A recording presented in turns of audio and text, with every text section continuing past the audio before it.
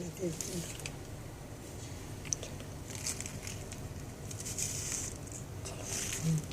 நம்ம சுண்டைக்காய் பொரியல் பண்ண போகிறோம். அதுக்கு வேண்டியது சுண்டைக்காய், தேங்காய் பூ, வெங்காயம், புளித்தண்ணி, மஞ்சள் பொடி, பெருங்காயம், கருவேப்பிலை, பச்சை மிளகாய், இஞ்சி. சுண்டைக்காயை நல்லா தட்டி நான் வேக வச்சுட்டேன். நல்லா வேக வச்சு இப்படி எடுத்துட்டு அதுக்கு பொடி ஊற்றணும். அரிசி, கடலைப்பருப்பு, பயத்தம்பருப்பு, உளுத்தம்பருப்பு இது எல்லாத்தையும் பொன்னிறமாக இந்த மாதிரி வறுத்துண்டு இந்த மாதிரி பொடி பண்ணி வச்சுக்கணும். பொடி பண்ணி வச்சுட்டு இந்த வெந்ததை கடாயை பற்ற வச்சு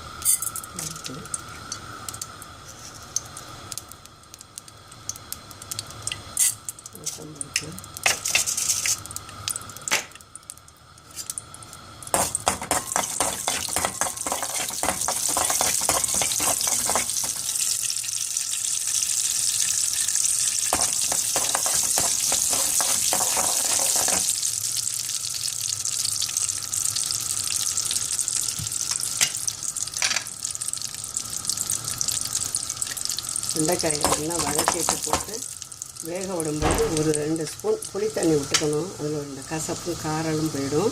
அதுக்கப்புறம் இப்படி வெந்து எடுத்து வச்சுட்டு கடுகு ஊற்றி தாளித்து பச்சை மிளகாயம், கருவேப்பிலை, சுண்டைக்காய் வந்து பித்தம், அதனால தான் இந்த இஞ்சியை போட்டுட்டு ரசை பிடிச்சி குழந்தைகளுக்கு குடல் பொருளாக போயிடும். அதனால் இஞ்சி பித்தம், இது சுண்டைக்காய் பித்தம், அதனால் இஞ்சியை போட்டு அதுக்கு வந்து இந்த வெங்காயத்தை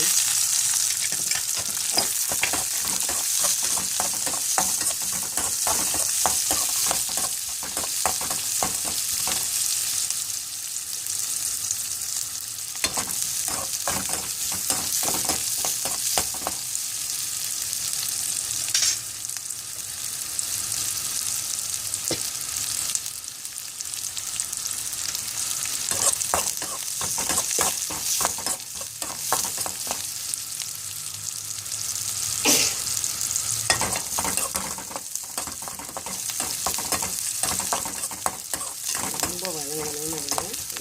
சுண்டைக்காயோட நறுக்கில் கடிக்கிற மாதிரி இருந்தால் வெங்காயம் சுண்டைக்காய் போட்டு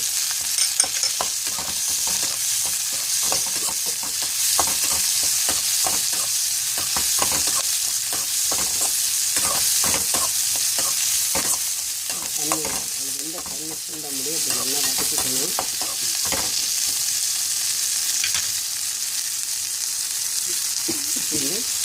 தேங்காய்க்கு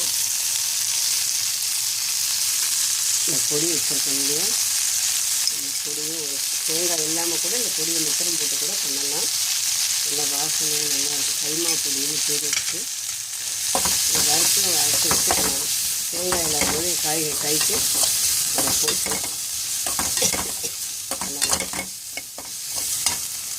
இந்த மாதிரி வதக்கி எடுத்து வச்சுன்னா நல்லாயிருக்கும்.